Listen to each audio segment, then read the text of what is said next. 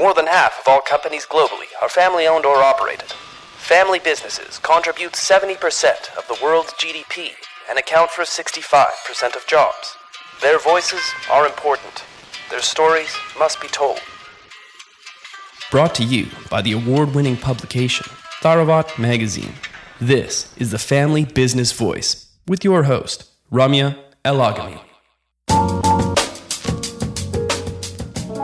Odd Couple, building success in the heart of the Canadian prairies. In 1996, a 15-year-old Andy Yuen and his parents stepped off a plane from Hong Kong to meet their relatives. The family was en route to Wynyard, Saskatchewan, population less than 2,000, to help run Andy's uncle's Chinese restaurant. The family persisted, grew, branched out, and moved to the regional city of Saskatoon. Odd Couple, an Asian fusion diner born of engineer Andy's drive to do Canadian Chinese in a contemporary style, exemplifies Saskatoon's growing reputation as a culturally diverse food hub. Andy's path to success wasn't easy. Like many immigrants, he was a cartographer mapping an unknown land. He integrated into the community, finding his bearings in life and business while trying to live up to his parents' lofty expectations. Now, at Odd Couple, Andy is the boss, and his parents work in the kitchen, and he and his father argued over before they opened their doors in 2014. We sat down with Andy Yuen to hear his story, from saying goodbye to his first love in Hong Kong to owning a favorite restaurant in one of Canada's surprise culinary destinations. Enjoy this episode with Andy. Why don't you tell us a little bit more about where your family came from and why you decided to come to Canada in the 90s? My parents and I came over to Canada in 1996 in March. To be honest, at the time, I really didn't want to come. My parents in Hong Kong, when I was a child, they had a family business that operate plastic factories. And after the 1989 Tiananmen Square incident, because my dad's, a lot of his plastic factory clients were from the United States. So they basically stopped their quota for about 2 years. So he either couldn't ship out his products or he, I guess, didn't get the money from the customers. So he just basically, his business stalled for a couple years that eventually just couldn't revamp itself. So the business wasn't doing as well. My uncle Leo, who's my dad's brother, immigrated to Saskatchewan, Canada, I think in the late 1970s, even before I was born. And at the time, my grandparents also came with my uncle Leo. So I think my dad were looking for a fresh start, and my uncle Leo, who operates small town restaurants, he was doing pretty good from a financial perspective. And to compound that, in Hong Kong, the education system was very competitive.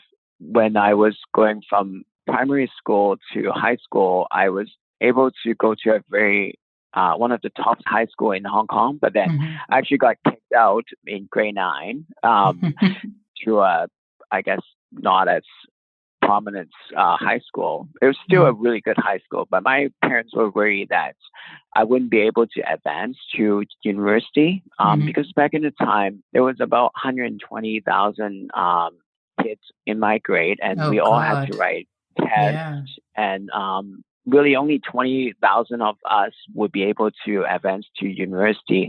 And even if you get in, you wouldn't be able to get into whichever area that you wanted to. So they were quite worried that I wouldn't be able to be one of them. And so those are the two main factors of why my parents and I came over to Saskatchewan, Canada in 1996. So my parents then started working with my uncle Leo, so my grandma could retire in my uncle Leo's restaurants. And then I went to high school, and eventually my parents bought a little cafe in a nearby town, which is about an hour away. And then I graduated high school there. So that's kind of about 23 years ago. Wow. And what an age for you to come to a different country, like as a teenager, a 15-year-old. That must have been quite a difficult transition for you to transition into even these school systems in Canada, etc. Do you remember anything in very particular, or do you remember how long it took you to adjust or to accept that this was your new reality? Yeah, I remember vividly. So we came in March 18th, 1996. It was a minus 35 degrees outside. Oh, Hong God. Kong was a very warm place, as you know, and it honestly really didn't kick into me until like maybe about 3 weeks or a month prior to us moving. Then I realized that I actually have to leave all my friends. And at the time, like when I went to a new school, I had great friends. And then I had my first girlfriend actually. So, and then I really didn't want to leave. Of course. And so when I first came over, I remember the first month, at the time when you call back to Hong Kong was about 75 cents Canadian per minute Hmm. to call back to Hong Kong. And I remember the first month the phone bill was like $1,200 Canadian. My parents was like very concerned. And then so the second month was like 1,100. I think it took me about a year and a half to 2 years before I realized one day, like I feel a little bit of a sense of belonging. And Hmm. like one day I realized that, oh, I actually don't have to translate English in my head, that I Yeah. could just go and think in English and answer in Hmm. English. And then when I talk to my parents or my grandma, I could just speak Chinese. Let's talk a little bit more, Andy, about the great success story that is Odd Couple. When did the Odd Couple story start, and why did it start? And how come the whole family, including your wife, are today working in this beautiful restaurant? Well, I think because I grew up I was kind of working at my uncle's little restaurant and then my parents' little cafe, and I really didn't want anything to do with that. So I came to attend university in Saskatoon, Mm. and along that time, I made some amazing friends, and sometimes we would go to a pub. It's called Yacht and Flag, and it's just a typical English pub. My friend Curtis and I would have a drink there every now and then. And I always thought of, what if people are like sick of burger and fries? What if people want Asian food with a pint? So Mhm. honestly, that was the very initial concept of the Odd Couple. Curtis and I both became engineers. We became really close friends. And then along the time, my parents moved to the city. My dad and I opened up a little takeout restaurant called Chopsticks in a suburb of Saskatoon. Mhm. We had to sell that restaurant in 2013 because my parents were getting old, and it was in a suburb. So after a long day, they would have to drive half an hour to get home, and sometimes it gets really snowy in Mhm. Saskatoon. So Mhm. we're going to sell it anyways. And then I was practicing as a full-time engineer, but in the mining sector, and it was quite slow. So Mhm. I want to think of what I really want to do with my time. And I keep thinking back of the time that Curtis and I had drinks and food at the Yacht and Flag. And then so that was kind of how the Odd Couple came alive. Mhm.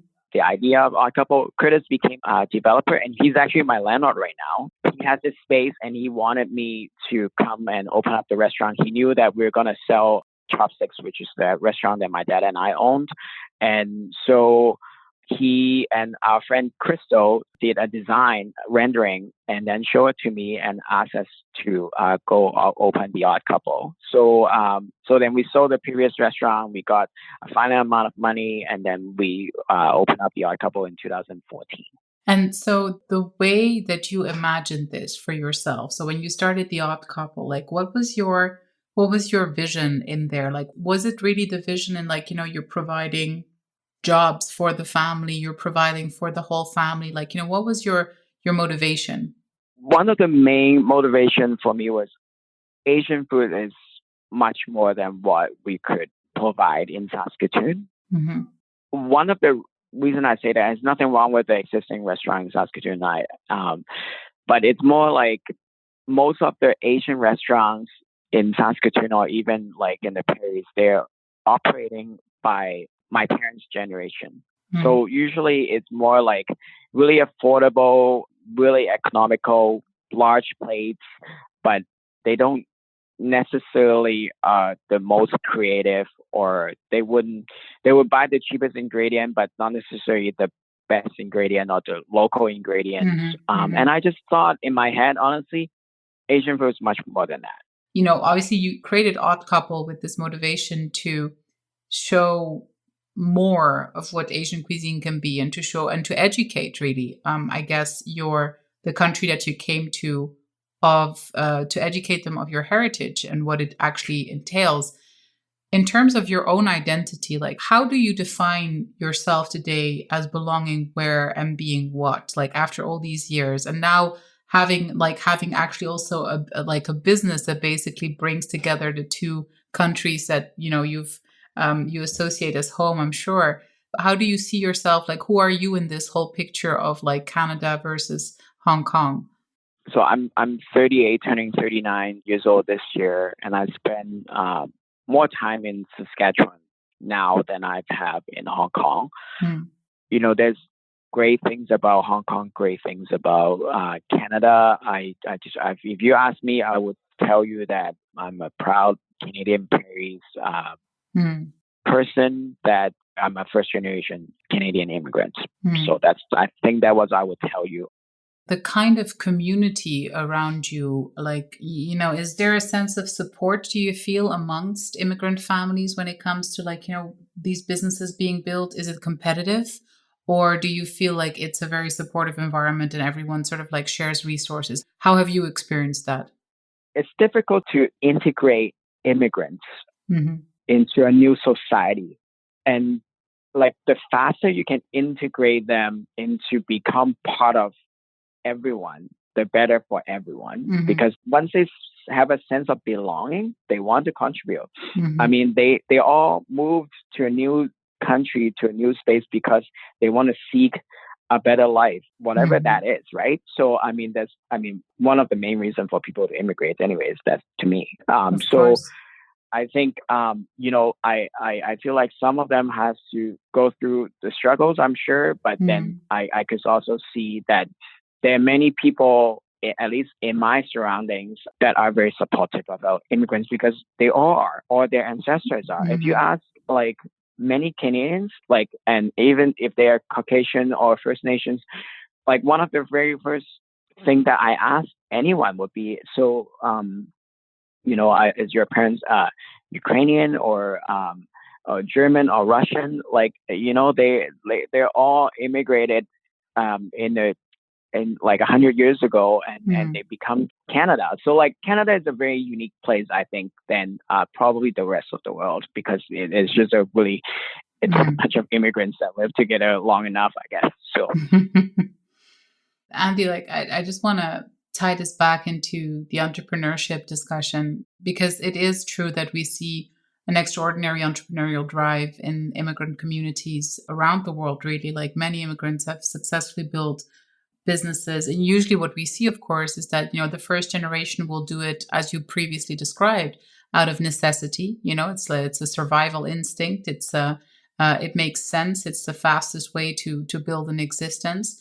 But then you have the next generation that might have a slightly different motivation in taking the business forward.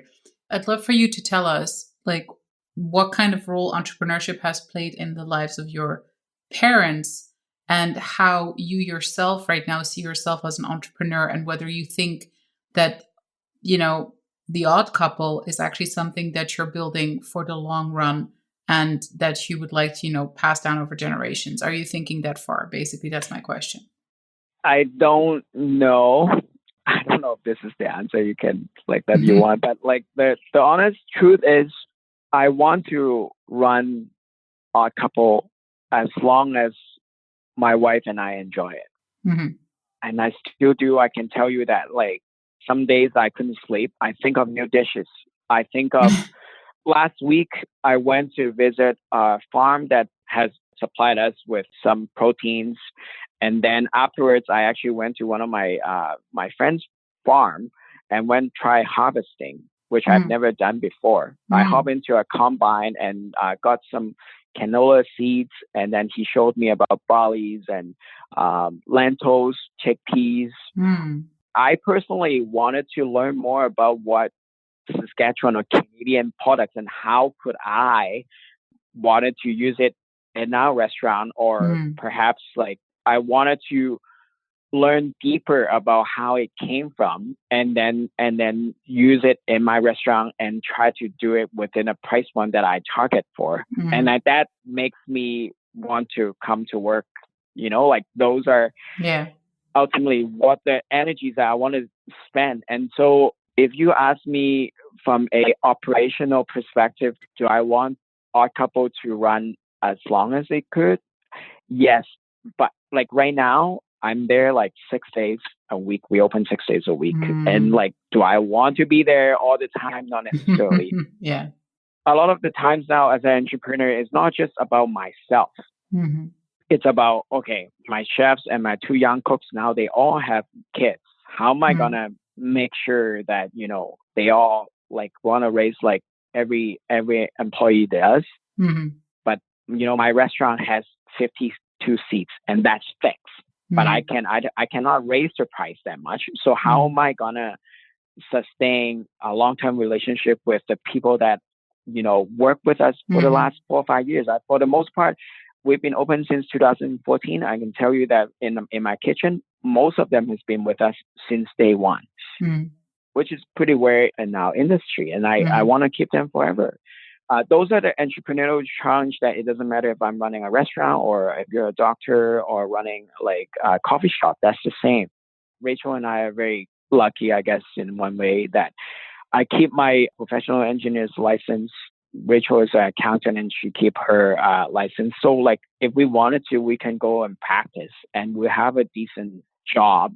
Every year, me and her would talk and say, is this something we wanted to do? Because if not, that's okay. Because I would put my family first before my business. But if you ask me, do I want to keep doing? Yes, but I wouldn't sacrifice about what my family wants to do. Well, Andy, I think it's a beautiful sentiment, family first. It's also a wonderful way of ending this in conversation with you, I think. Thank you so much for talking to us about these complicated matters and really appreciate the thoughtfulness of your answers. Thank you for listening to the Family Business Voice. Subscribe to our channels now on iTunes, TuneIn, Stitcher, or Spotify to be notified of our weekly episodes.